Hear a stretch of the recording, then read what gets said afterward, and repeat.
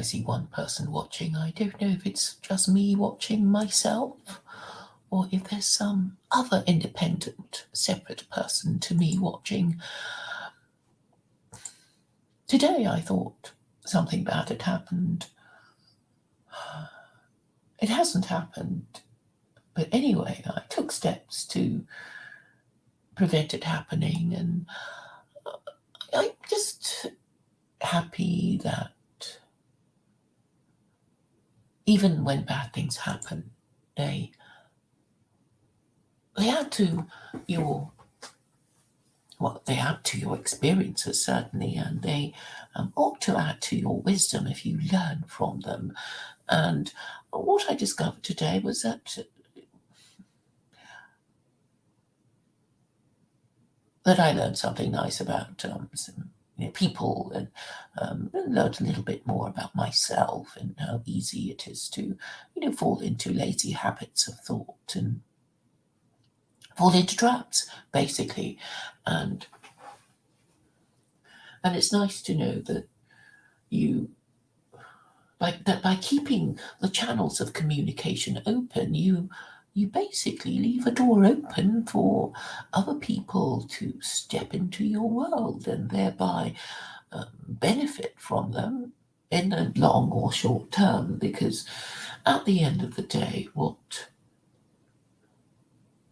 other people do is, in a way, inviting you to react, respond to their good or evil with a bit of yourself. And I'm reminded of what Carol was saying yesterday about how people just expect to have fun all the time, like spoiled children expecting to be entertained by their adults, by their parents. And what previous generations had to endure in the olden days was, well, basically, you're lucky to be alive. You're lucky that somebody wants to marry you.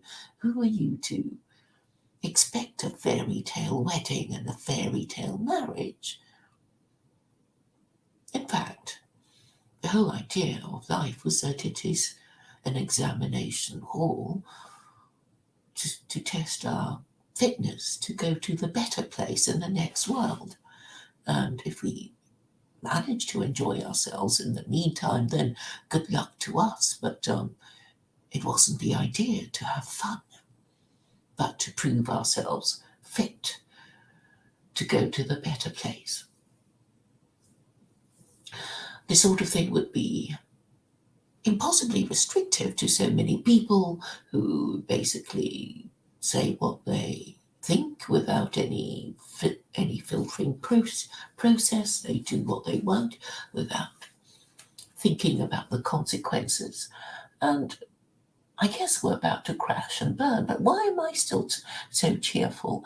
It is because there's still fun to be had, even though we are about to crash and burn. It's all a matter of attitude.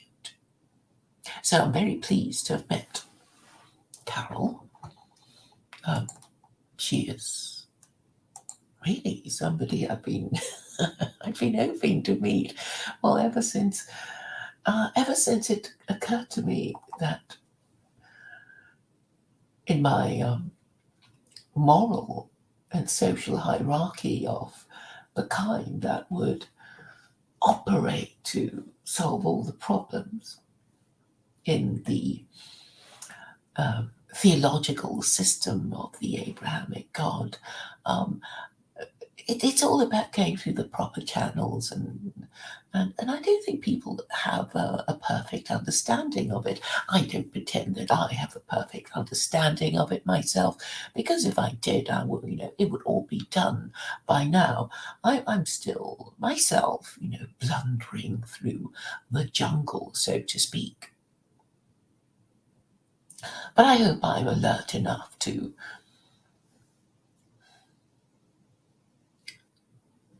avoid mistakes, or remember the mistakes I've made so I don't commit them again, and still be prepared to entertain new ideas and meet new people.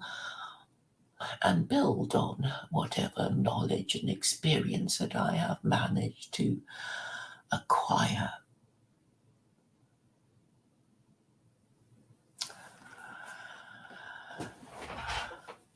I tend to reach out to different kinds of people. I think I get on with people who you don't really go for politics or religion, but I think there are people whose company I enjoy that I'm capable of getting along with, and I shouldn't confine myself solely to, well, just religion and politics and that sort of thing.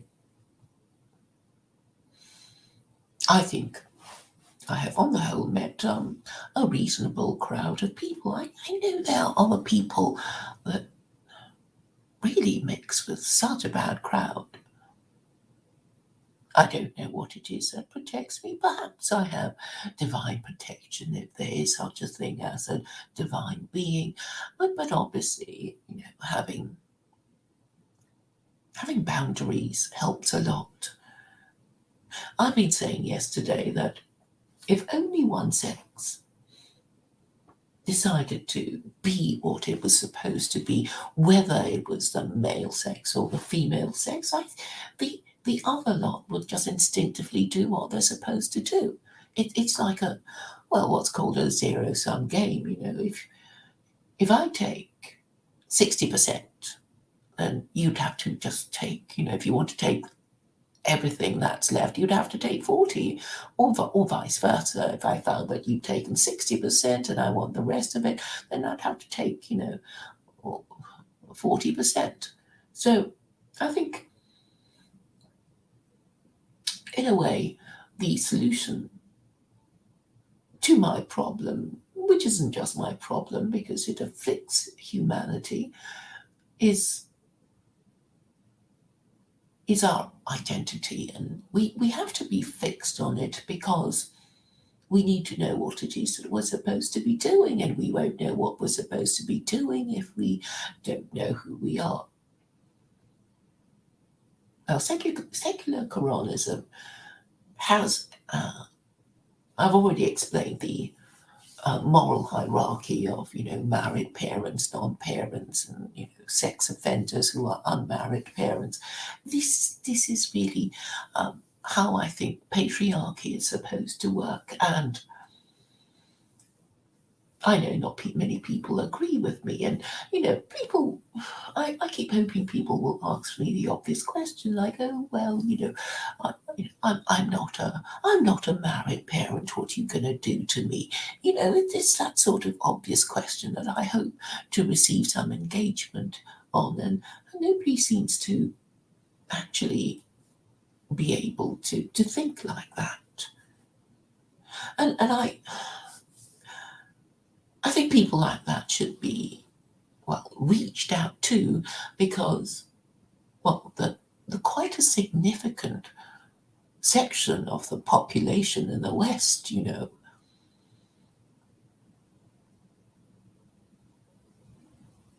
I really do think that secular Quranism is for everyone. And, I think even people who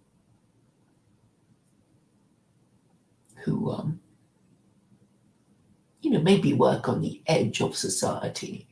Well, I suppose I have in mind people who own those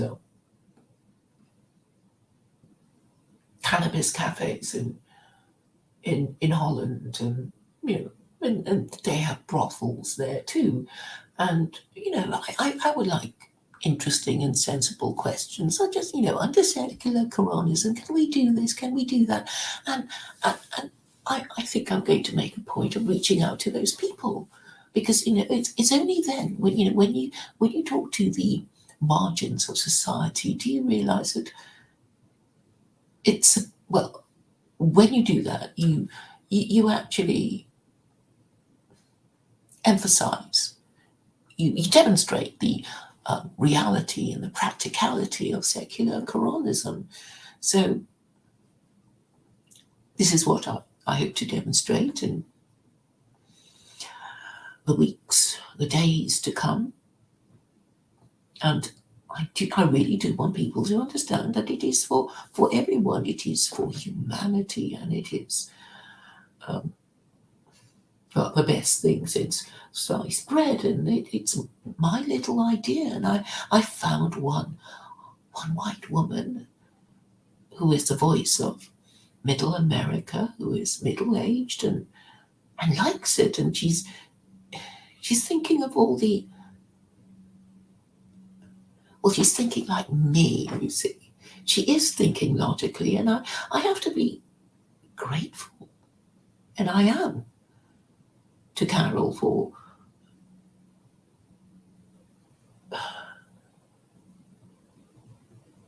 being my twin sister. You see, I never even.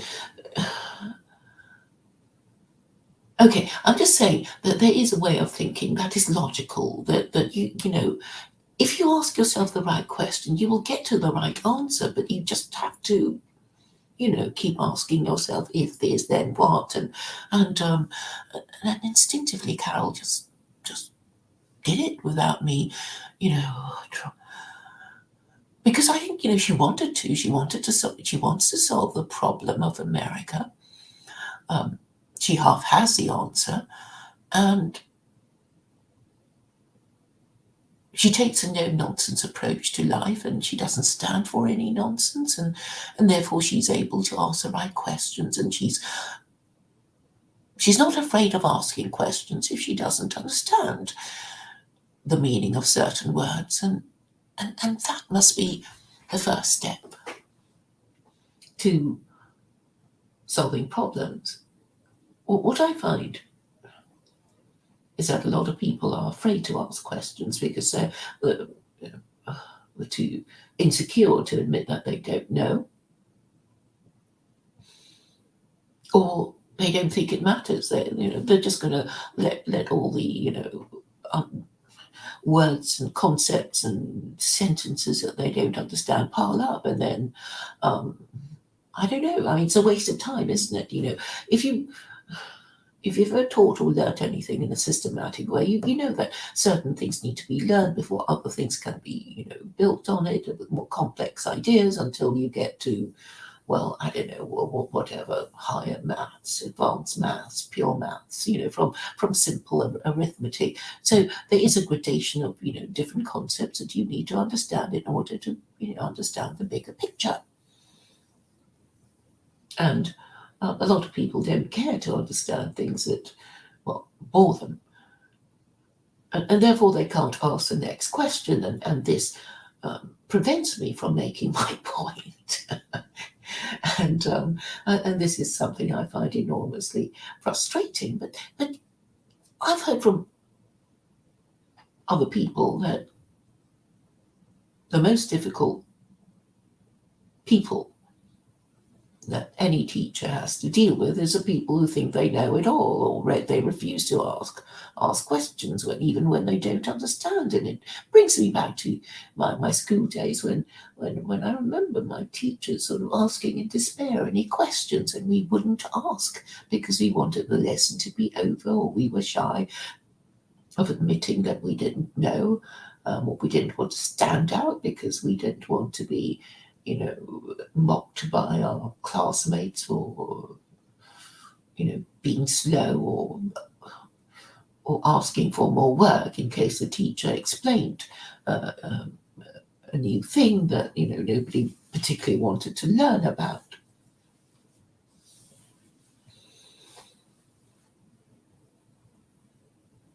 But what I really would like is challenging questions to what I propose.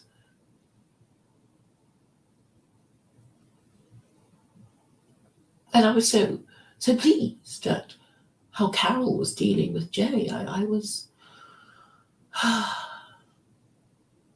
my heart overflowed, really. She was just wonderful. She just dealt with him in this no nonsense way, and he just couldn't. He might as well have been talking to me. So today he's posted all these, oh, you've insulted us and called us anti-Semites and Islamophobes, all these people, they're all people who hate him anyway and can't take him seriously. But and of course his problem is that he will never support secular Quranism until it's safe for him to do it. So, let us say I was, crowned queen and it became cool to support secular Quranism. And, you even got money for, supporting, it's like he'll do it. He'll do it in the flick of a switch. But he won't do it now, even though he knows there's nothing better, because he doesn't want to be the odd one out. This is not a character defect peculiar only to Jay. I mean, it afflicts a lot of Western men and women, but I mean, we don't, we know what women are like, with a few rare exceptions, like Carol, who is really quite admirable.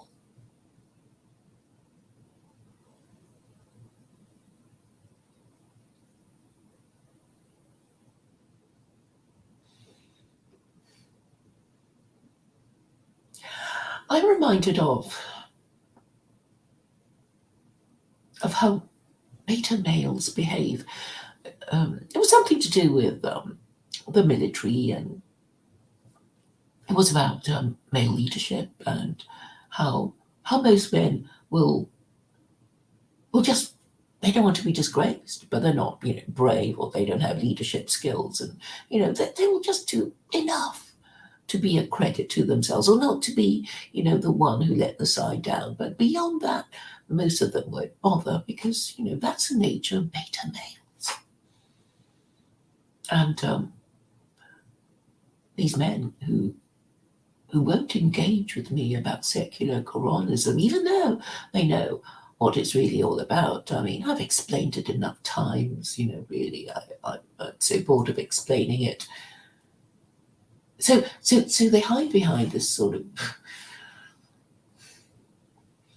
curtain of pretending they don't quite understand, and deliberately misunderstand and say, and make deliberate category errors of saying, well, I don't like Muslims, therefore I don't like Islam, because Muslims are terrorists, and they do the same thing to Jews, or anyone they don't like, because that's what they do. They'll just focus on the bad behavior of the group they dislike and pretend that all members of the group are like that, and conveniently forgetting that there are criminals and sex offenders and heretics in every group. And so we need to understand, which group is better than another group, and how we are to measure these things, and a certain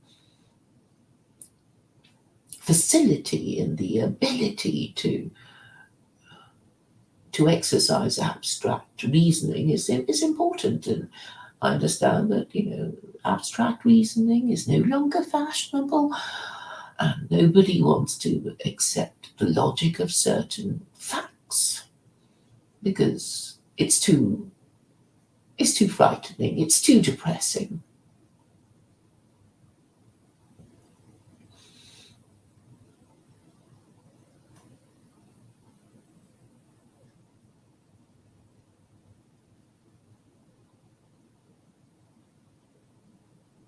But what I'm talking about is a piece of machinery that is capable of operating effectively, and it also has its fail-safe measures. And this is the model I recommend. And there are people who refuse to accept it. And these are men. These are men who complain about Jews and Muslims and immigrants and whatever. And they claim to believe in God. And I know they don't believe in God, because it's so easy to know that, somebody who says that they love you but is always slagging you off and always plotting to kill you, it's, it just doesn't really love you. They're just telling you lies. And then you have to work out why they're telling lies. Is it because they're hiding their true intention, or because they can't make up their mind whether they love you or hate you or want to kill you, or whatever it is. And you think, are they stupid? Or do they suffer from it, some form of neurosis that stops them from understanding very simple ideas? And why have they developed that neurosis? Why can't they, clear the cobwebs of their mind? Why can't they just, accept a fact that is clearly a fact, even though, it can't be proven? So, with the problem of Jay, he basically won't acknowledge that Christianity is kaput.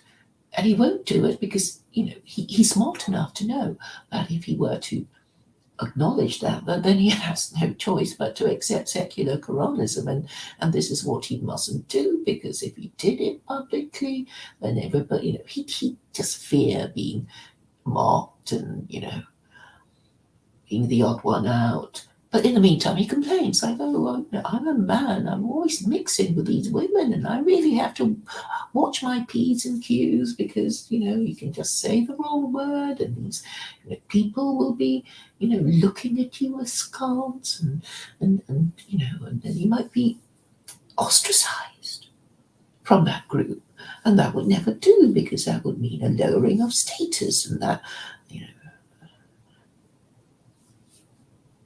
So there are a lot of, operating factors that operate in the minds of people like Jay that they refuse to acknowledge, and they'll never acknowledge to others that the reason why they won't accept an undeniable truth is that they don't want to obey their moral imperative. So people like Jay, they somehow know that, it's like, I may be a coward, I may be an atheist, I may be a nihilist, but I should defend my country. It's like, okay, even if your instinct is to run away, it's probably preferable to die defending your country, your women, your children, than to actually be fleeing to Mexico. Or, there might be, he might be in a state of neurotic suspension.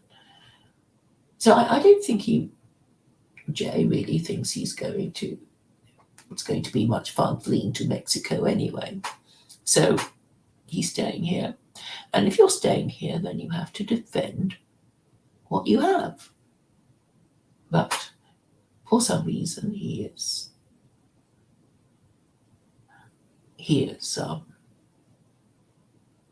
still of this mind of, on the one hand praising me, and on the other hand mocking me, because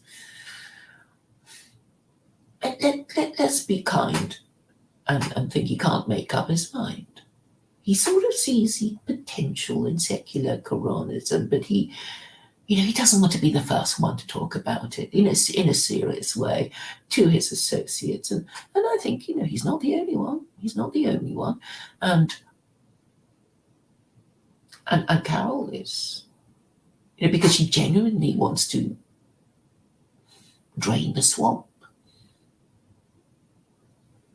Because I don't think Carol just converted to Islam for fun. I mean, it was a transformative process. And I think the most transformative process of actually literally believing in the Abrahamic God is that you suddenly realize how it explains everything. The Abrahamic God is a theory of everything and explains. It literally explains everything. It explains suffering, it explains sin, it explains, well, how you can avoid suffering. So if people acted according to the operation of the system as if they understood it, then they would all have done the right thing. But unfortunately, they don't do it because they don't really believe in it. It's not just Jay who just pretends to be Christian. There are lots of other men and women who pretend to be Christian but don't really believe that Jesus is God, and therein lies the problem. They think they can get away with it. They think, oh, but I'll pretend to believe in any lie just to be one of the gang. And, I need to be in the Christian gang because it's the biggest group and the most powerful group. And if I don't belong in the Christian gang, then my life will be intolerable. So that's why I would lie about my beliefs in order to join this gang. And this has been enormously corrupting for Western man. And that's why he can't. He can't do the right thing because he doesn't really believe. He doesn't believe that good will be rewarded and evil punished because he doesn't believe in the afterlife. As Jay doesn't believe in the afterlife, he might pretend as much as he likes that he believes in God and that he daily, that he enters into the kingdom of heaven as often as he enters his bathroom. But we know he doesn't believe. He just, talks about Jesus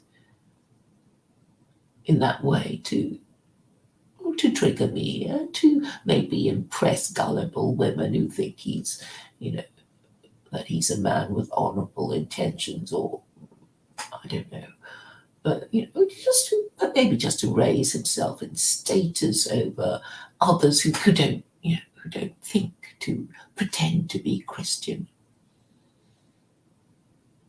But we know that Christianity is the religion of the West.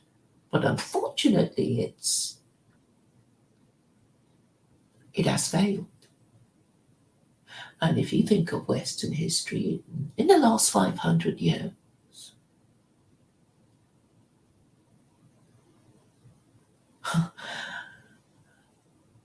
you would know that these periodic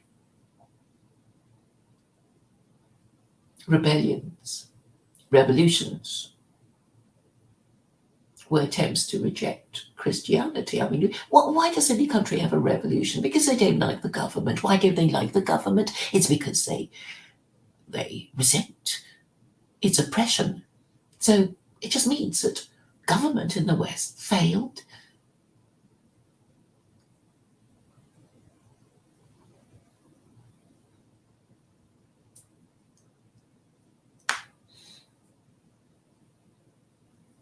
And they don't want to be governed under that system anymore. So the American Revolution is interesting simply because when you think about it, it seems to be for a little thing, like no taxation without representation. But if you look a little closer at what the founding fathers actually thought, it was a rejection of Christianity. They resented being forced to believe in a religion that was obviously absurd.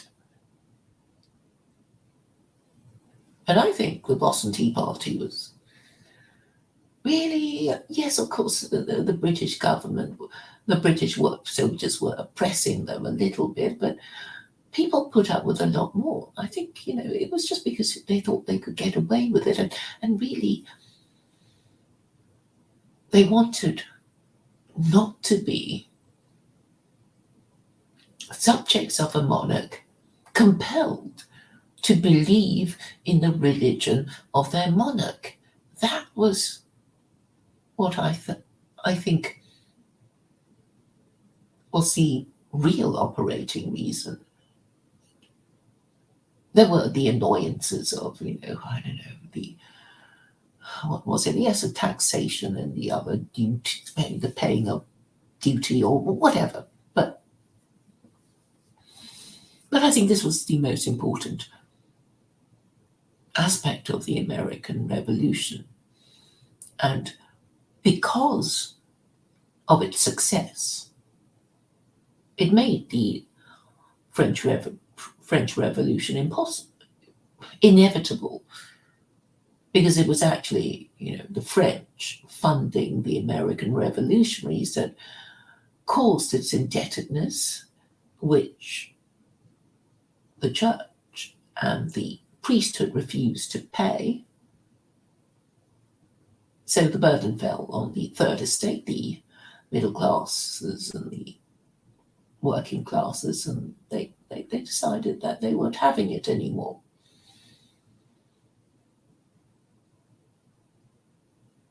And so Europe became liberal after America became liberal. Liberal in the sense of being liberated from being forced to believe in the religion of their king. Because it was about not having a king anymore. That was the American Revolution, the French Revolution, and the Russian Revolution. It was just saying, we're not going to put up with this anymore. You've made a terrible job of governing us, and we're going to have a different system. So these three attempts to remove Christianity from the West, they were still unsuccessful. It's a bit like, when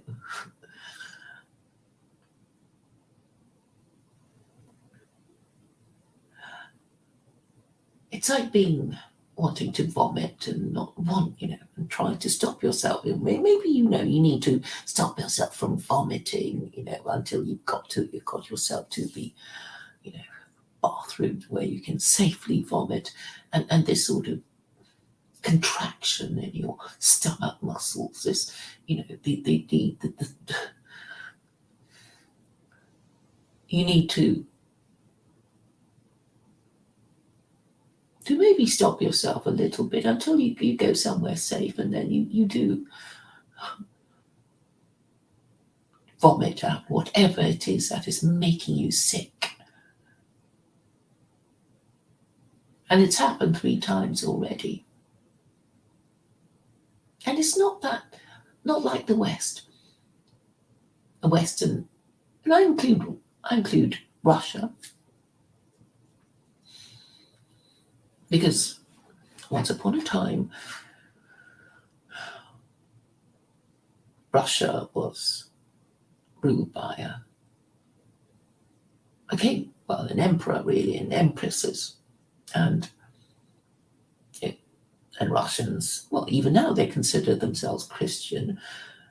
According to Alexander Dugin, he talks in terms of, well, he racializes the conflict between Russia and NATO, and he talks about the Anglo-Saxons being the wicked liberal people.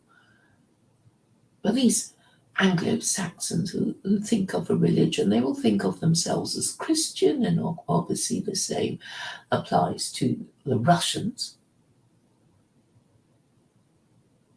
And perhaps there will be, in my lifetime, secular Quranism with Russian characteristics.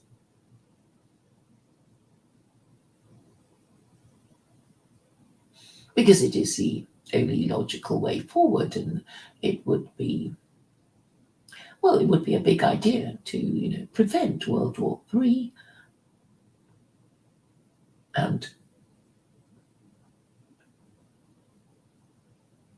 all bad stuff from happening through our corrupt and incompetent politicians.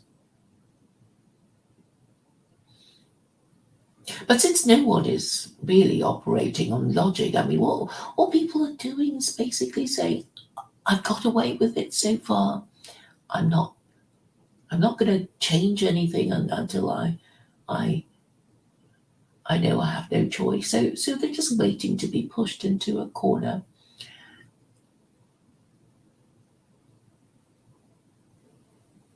And basically saying, I won't jump until I'm pushed. And I guess I'm saying that the jump isn't really so bad. Will Westerners ever get over the horror of having this divine practical joke played on them? I mean, what is Christianity after all? It's the antithesis of Judaism. So let us assume that God exists. He revealed the Torah, and told the Jews, like, well, if you really believed in me, you would just do exactly what I said, and you would you would always be triggered by idolatry. You would martyr yourselves, even if the horrible Christians were going to kill and torture you for not believing in their religion, which is blasphemy, and even admittedly blasphemy, because Christians would have to admit that they have been worshipping an executed blasphemer according to their own narrative. It's on record that Jesus was convicted of blasphemy by the Sanhedrin, and they can't deny that they have been worshipping Jesus as the co-equal of the God of Israel, who is also Allah for 1600 years. So they can't deny it, and so they're going to pretend not to. Well, they're just going to not talk about it. But so Muslims could point it out to them, but they don't seem to be able to make those arguments. I don't know if they're doing it on purpose. They don't understand what I'm trying to say, or they just don't want to use my arguments, because if they use my arguments, they would have to acknowledge the power and glory of secular Quranism. So I've given them, all these sort of set piece arguments about how to win an argument against Christians, by accusing them of idolatry and blasphemy. And it's very easy to make. It's so easy to remember too. And I've also, told Muslims how to win win arguments against Jews, and they're quite easy too. So I guess their intention is to, avoid having to acknowledge my genius by not using my ideas. Because really, if you believe in God, then you can't deny the existence of Jews. And you can't say that, well, just because Jews have been naughty and never did what they were supposed to do, I'm going to pretend that they're no longer God's chosen people, or pretend that the Jews who call themselves Jews are not really Jews, and all sorts of silly shenanigans. And we know from the Old Testament that it doesn't matter how badly the Jews behave, God will take them back. Now, there are all these analogies of, an openly adulterous wife who prostitutes herself, and still God will take them back. This is what is said in the book of Jeremiah. So, and this is what Jews believe, because it's part of their scripture. And Muslims cannot deny the existence of Jews, or the children of Israel, which is how the Quran describes Jews, acknowledges the existence of Jews. And it says in chapter 17, verse 104, that, a mixed crowd will be living in Israel, and it's already happening, right? So whether you believe that the Messiah is coming or not, a mixed crowd already lives in Israel. 20% of the population in Israel are not Jews.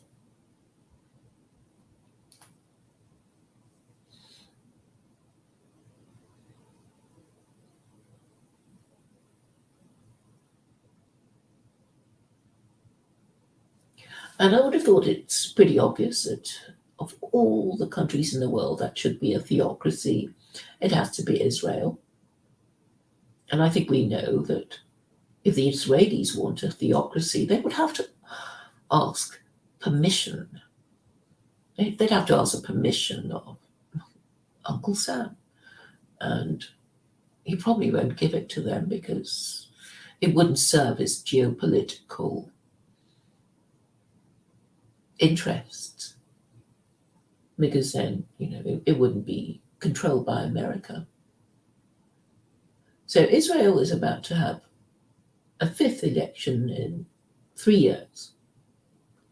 So we have to assume that they're going to be pretty fed up with elections. Well, I would be if I were an Israeli. I don't vote anymore because you just feel foolish.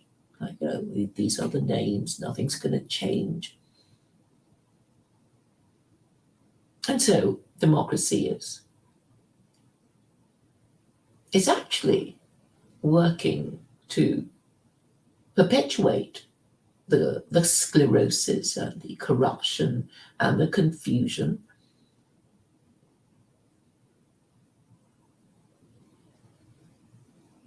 I don't know who actually enjoys better government.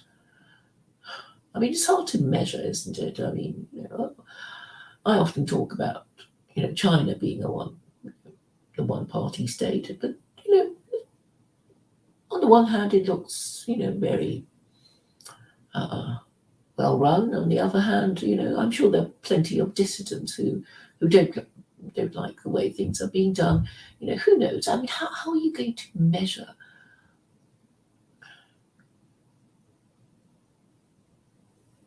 how well governed you are? I mean, the only way to do it properly would be to give every adult a kind of sort of diary to say, today, how do you feel the government is doing? And then, marks out of 10, I guess. Or, how happy do you feel today? Are you having fun today? How would you rate the fun you've had today? Marks out of 10. And you just make everybody do this, and then you average out their score over a lifetime. I don't know. But the most objective way would be, well, how long does your civilization last? And then how do you measure the length of a civilization? I think you have to measure it. Well, there's such an overlap, isn't it? I mean, if you think of the Roman Empire,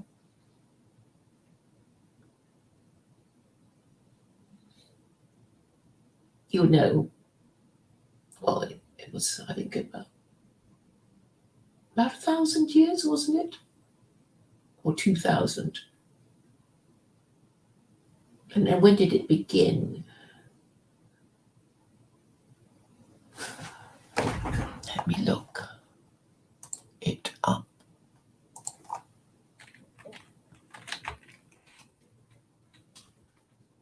I mean, this is still controversial when it actually ended.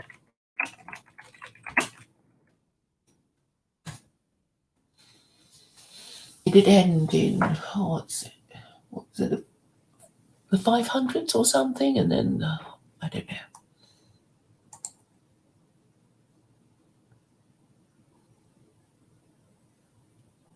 So I guess nobody would be interested in Rome if it never acquired an empire. And then when it acquired an empire, what religion, what religion was it? Do you measure it by how long its religion? But a civilization can change its religion. So it's all a bit difficult to measure objectively.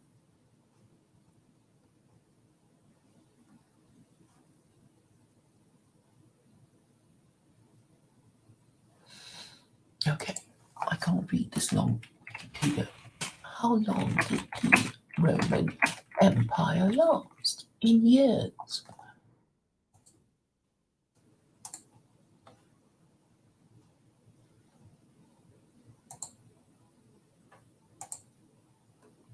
A 1,000 years. Over 1,000 years. The extent and length of their reign has made it hard to trace their rise to power and their fall.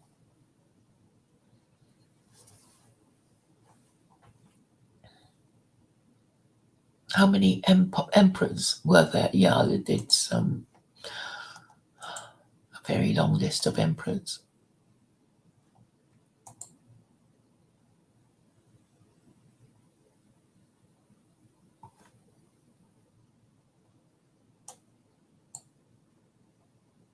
Hello, David. Long time no see.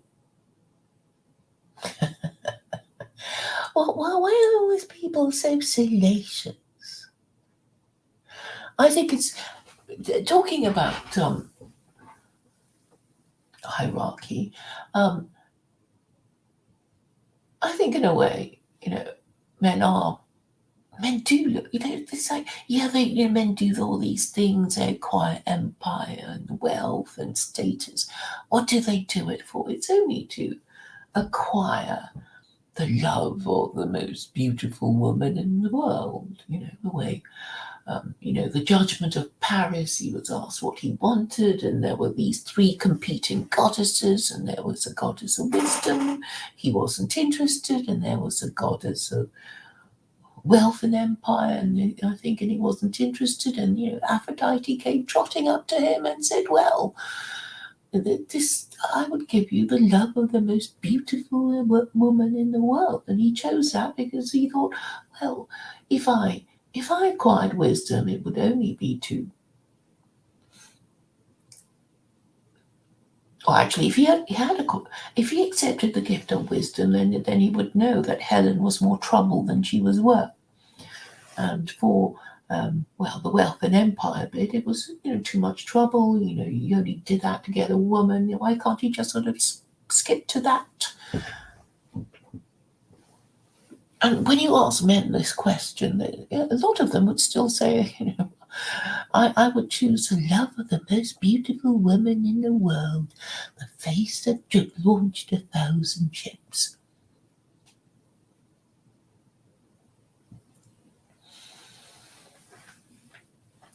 So going back to the title of this dream, we have to. Well, Westerners, really. I mean, I'll try and put myself in their position, and they'll be thinking, oh God, Christianity is our religion. It's been our religion for 1642 years. Can we be wrong? Could our ancestors have been wrong all these centuries? Oh dear, oh dear, oh dear, how humiliating to be stuck with a religion that nobody believes in anymore, that it actually makes us mentally ill trying to believe in it. We don't want it anymore, but do we want the religion of these backward round people that we don't like in our country and adopt their religion? It would be too humiliating for words. Right, Jay Walker? That is really the problem. So it's your pride. But I think, it's not even my invention, the saying of pride comes before a fall. Now I think Westerners have to come to terms with the fact that their ancestors chose the wrong religion. But it's okay because they can just choose the right religion and then dust themselves off and carry on without World War III, and or they could just say no, no, no, no, no. Liberalism is fine, Christianity is fine. We'll just carry on until we crash and burn. They could do that. So You see, the neurosis of Jay is such that, he will say crazy things like, I think you put too much emphasis and power on government. After all, God is our government. He does talk nonsense. He makes no sense.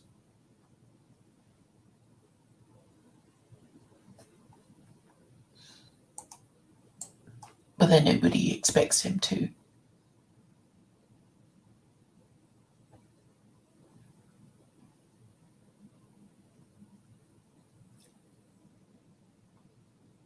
The Wolverine meme, what does that mean? A Wolverine meme with Claire looking at a pig. Okay. What's a Wolverine meme? I have to look it up. Is it that Marvel comic character with the long claws? Yes, is that what you mean, Howard? The X-Men thing? Okay, I don't really see the joke, really.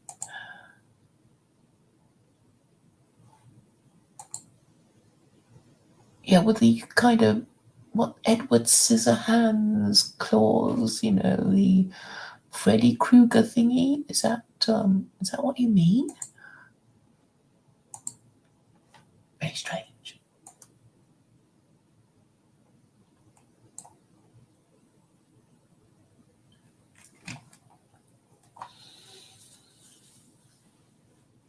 So I'm saying that, sometimes it's good to make a mistake in order to learn from it. And this is how I relate what I'm saying now to what happened to me earlier, and because I thought, oh, this bad thing has happened, oh dear, and then I try to solve it, and I think I'm a little wiser for it. So perhaps it wasn't such a bad thing. And then I think, oh, well, I'm a silly person sometimes. I'm not perfect. Sometimes I do take my eye off the ball, and it's good to be reminded to, that I'm not perfect, and I'm not all seeing, and I don't know everything, and But anyway, I've had a nice day. I've had really I do enjoy myself, really, even though some of you might think I don't have that much fun, but I do.